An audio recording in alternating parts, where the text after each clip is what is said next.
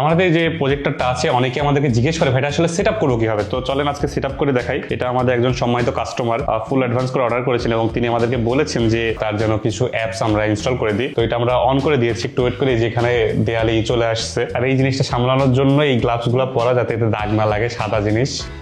যদিও পুরোপুরি অন্ধকার করিনি, এখনো আমাকে যে অন্ধকারের ভিতর দেখা যাইতেছে। তো এতে ব্যাটারি লাগাইতে হবে, অবশ্যই এতে ব্যাটারি আসে না। তো আমরা এই যে ব্যাটারি নিয়ে এসেছি, তো এই যে রিমোটটা আমরা করে ফেলেছি। এরপরে আমরা নেক্সট স্টেপে যাব। এরপরে আমরা ভাষা সিলেক্ট করব।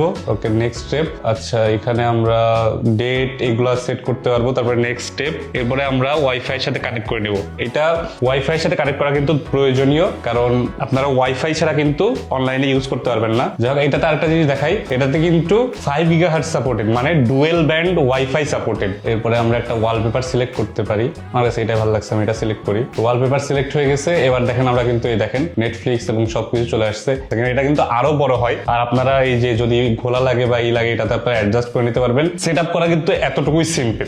অ্যাপ লিস্টের ভিতরে কি কি আছে, অ্যাপ ক্রোম বিল্ট ইন আছে, মিরর বিল্ট ইন আছে, তার পাশাপাশি গেমস একটা আছে, ওয়েস আপডেটের আছে, ফাইল ম্যানেজার আছে, মিরাকাস রিসিভারেতে বিল্ট ইন আছে, আপডেটের আছে, একটা বিবি রেসিং নামে একটা আছে, নেটফ্লিক্সও বিল্ট ইন আছে। তো আপনারা চাইলে কিন্তু এই যে ক্রোমে যে আপনারা কিন্তু আপনাদের পছন্দের অ্যাপস কিন্তু নামাই ফেলতে পারবেন। সেটা কিন্তু অবশ্যই আপনাদের দায়িত্ব, আপনার নামাই সেটা ইউজ করতে পারবেন।